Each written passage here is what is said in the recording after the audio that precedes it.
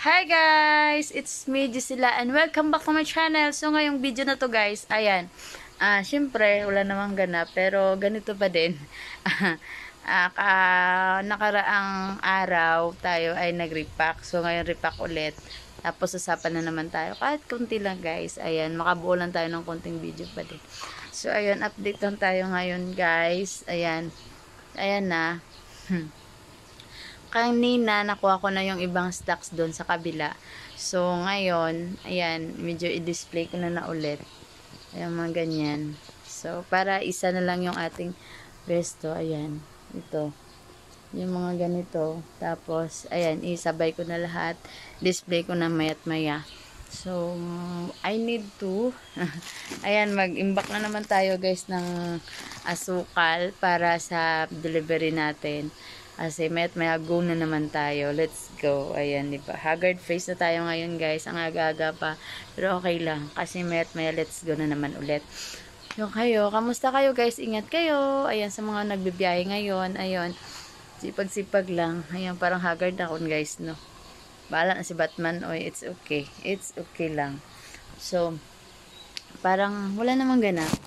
Mag-ano lang tayo, guys, ng bongga. So, ngayon. So, may camera pa. Big love shoutout to everyone. Alam mo guys, kailangan lang natin kahit gaano tayo ka-busy. Ayan. Kahit gaano ka tayo ka-busy guys. Ayan, ugaliin din natin. Mag-chill-chill lang guys. No? O, diba? Mag-chill-chill lang tayo guys ng bongga. Kasi, ayun na nga. Hindi guys, walang nagtagal. Yung mga body ko minsan nasa 2 linggo lang, 1 linggo, ganun. Kasi kakapagod daw tapos gabi na umuwi. Hindi naman gabi na gabi, as in gabi. Minsan guys, pinapauna ko sila umuwi. Kasi lang yung 6 p.m. daw, parang gabi na, diba? Pero ako talaga gabi na ako makauwi. So yung mga body ko, pinauna silang umuwi bago ako. Pero yun na nga, hindi sila nagtagal. Kahit Sabado linggo lang. Hindi sila, parang pagod. Iba na talaga ngayon guys. Yung dati, yung mga body ko dati, naabot sila ng 4 years, mga ganun. Ang yung mga estudyante kong pinapa-extra, Sabado at Linggo. Ayan, tatagal sila guys. Iwan ko ngayon, hindi ko alam. Tatagal sila sa akin talaga guys. Kaya hindi ako nahirapan sa kalisod pa. So, ayun. Ngayon, guys, tipagan na talaga, guys. Dahil, ayun, kahit na lang man sana mag-repack ng kalamay. Yung asukal na tawag sa amin. Kalamay yun. Yun nga. Hindi naman natin sila angkin. Kaya, pag magsabi na hindi na sila papasok, ayan, papayag na talaga ako agad. Tinatanong ko lang kung anong rason. Bakit? Mga ganun lang. So, yun lang sabi kasi ginagabi na. Kasi minsan guys, yun, rumuruta pa kasi. Ayan. Tapos pag uwi, ayun na. So, ako guys, pagod talaga. Promise. Kasi lang, pag ganito yung profession mo at mahal mo guys, ayos lang kahit pagod. Pwede naman mapagod tayo guys, no? Diba? Pagod naman tayo, pero mag-ano lang tayo. Break. Upo-upo ng konti. O, diba? So, bigyan lang natin ng oras, kaunting oras, na para mawala lang yung pagod natin. So, aarang ka na naman pagkatapos, diba? Ganyan na talaga sa buhay, diba? Ay, kasi walang kasi walang mangyayari sa atin guys pag palagi tayong pagod. Palagi natin sinasabi yan. Dahil, paano tayo, may pangarap ka nga, pero hindi ka naman nagpupursige, di ba? Kailangan talaga yung hirap bago mo makamit yung mga pangarap na yan. Di ba? So, parang ganun lang sa buhay. Kaya, laban lang. O, di ba? Nawala nga kasi ako guys sa YP. Mahigit 1 taon dahil hindi ko talaga guys na guys, iba naman yung problema ko. Hindi parang ayaw kong mawak ng cellphone noon kasi nasa problema ko. Meron na tayong mga tao. May mga problema tayo. Yun. Hindi ako nagsa-cellphone guys, palagi akong nag-airplane mode. Yun yung practice ko para maibsan yung mga karamdaman ko, yung mga sakit ko. Parang ayaw ko madisturbo. Pero lagi akong nagbibiyahe. Biyahe na biyahe lang talaga ako guys, sobra. Tapos ayun, hindi ko lang, ayaw ko munang parang gano'n na nga. Kaya't laban lang guys, kahit anong pagsubok sa buhay, laban lang tayo. Kala naman natin, wala nang katapusan. May katapusan guys. Ayan. Nagkaroon ako ng problema, akala mo hindi na masusolusyonan. Tama yan guys, sabi ng iba na hindi ibibigay sa'yo kung hindi mo kaya. So, ayun, kakayanin mo talaga guys ang mga problema pag binigay sa'yo. Kaya, go lang ng go. So, kailangan natin kailangan yun sa buhay natin. Hanggat may hininga tayo guys, kailangan lang natin lumaban. Parang ganyan lang sa buhay. Diba? Ganyan din sa guys, sa business, diba? Lalaban ka lang hanggat kaya mo pa. Diba? So, tips in business guys. Kung gusto mo na mag-business guys, no? Ayan, may iba ng topic natin. Yes guys, tips sa pagnegosyo guys, kaya wag mo nang pasukin kung may balak dyan na magnegosyo guys, wag mong pasukin kung hindi ka pa handa. Ayan, kasi talagang kung porsigido ka talaga guys sa negosyo guys, ayan, pag mag-start ka, ikaw lahat, maliban naman sa yung mga ganito sa atin kasi, para sa akin small lang guys. So, medyo sa manpower, ikaw lang muna. Sa lahat, ikaw lang muna. Kasi, uunahin mo muna yung, guys, iunahin mo muna, establish ng, yung pamumuhunan. Tingnan mo muna, guys, kung uunlad ka. Bago ka kumuha ng ibig sabihin nun, mga manpower mo para bayaran mo every month. Ayun kasi guys, minsan hindi mo pa alam kung ano yung papasok labas ng binta mo or kita mo. So umpisa kasi guys, kailangan natin talagang magmasid. So yung ginawa ko ganun. So hindi, dati nag-umpisa din ako isa.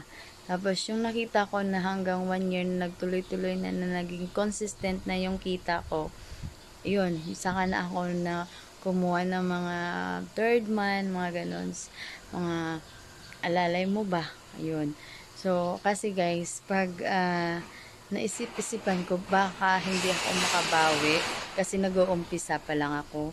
So, ang ginawa ko, ayun, mag-isa lang talaga ako guys, nagbubuhat ng lahat ng mabibigat. So, parang ganun. Hindi naman mabibigat. Yung 1 case na soft drinks, kaya ko yan.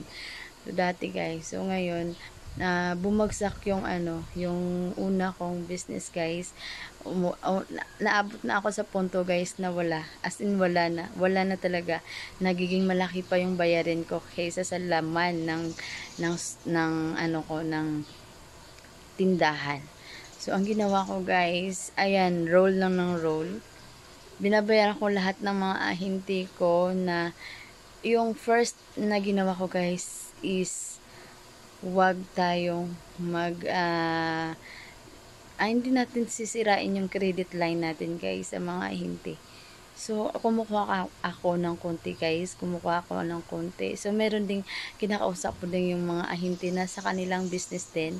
Yung sa kanila, madali kasi silang kausapin guys na sa susunod na lang na linggo natin babayaran, pwede bibili na ako ngayon. Parang ganun yung ginagawa ko guys, para hindi agad mapunta dun sa utang yung aking kita. So kailangan ko munang i-explore yung money nila. So dun din ako sa kanila bumibili. Kaso hindi ko muna binabayaran yung utang ko sa kanila. Parang ganun lang. So pumayag naman. nakikita naman kasi nila yung forsigi ko guys. Ayan, lumalayas ako.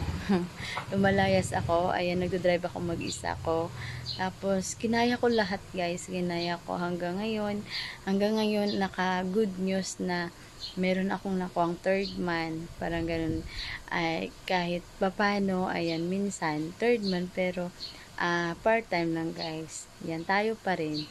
Tayo pa rin yung umaararo sa buhay. O, diba? So, okay na at least meron tayo guys, no? So, minsan talaga, isipin natin na hindi natin kaya. Pero yun pala, kakayanin natin talaga guys. Kasi kung may mawawala, talagang totoo yan guys. Kung may mawawala man sa buhay mo, ayan, merong papalit sa'yo. Na, merong papalit sa kanila. O, diba? Na mas mabuti. O, diba? Parang ganyan lang. Kaya go lang tayo guys. Positive lang tayo kahit wala tayong kita. Go lang tayo ng go. Kasi guys, mas madali kung isipin natin na magiging positive tayo everyday, araw-araw, o diba? Kasi mas magaan sa feeling guys. Pero pag inuna yung natin yung galit dahil inabuso tayo, ayan, hindi tayo makakaahon guys. So ayun, yun yung mga instrument ko kung bakit ako bumabangon ngayon. Yung dati guys, walang laman, as in walang laman. Inventory, wala. Umabot ka na sa walang-wala ka, pero hindi ko talaga, umabot na ako sa punto guys na sabi ko, hindi ko na kaya, hindi ko na talaga kaya guys. Parang hindi na ako makabaon. Parang ganun sa business. Ito na talaga yung napamahal na to sa akin guys. Mula nung nag-aral ako hanggang nakagraduate. Tapos ito na yung panghanap buhay ko. At saka kinarer ko na talaga. Ito na. So akala ko guys, hindi ako akala ko. Pero hindi ko sinabi sa sarili ko na, sinabi ko sa sarili ko nga ayaw ko na talaga. Pero merong taong sinabihan ko na hindi ko na kaya, parang ayaw ko na. So hindi, tinulungan niya ako guys, binigay niya sa akin yung kanyang mga sing-sing, parang ganon, necklace. Tapos sinanla ko guys, yun yung inumpisa ko, binayad ko lahat sa mga ahinti yun. Tapos ako naman, yung mga pinarolling ko, yung naiwan na lang sa loob ng tindahan, at saka yung mga ahinti na wala akong utang. So ang ginawa ko, ayan, nag-open account ako sa bank, tapos yung payroll ko para magiging okay yung aking tindahan. Ayan, nagrolling ako guys. Ginawa ko guys, nag-check ako, check.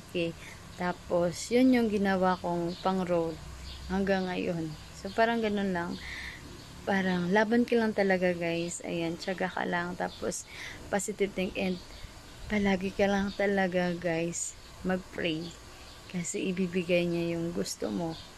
At basta gagawa ka din ng paraan para sa ikabubuti mo guys. Kaya go lang. So it's me, Gisela nga, ang laging nagsasabi, hindi tayo sikat, pero kailangan lang nating umangat. O, diba? Thank you so much guys. Times Win na Family. Bye!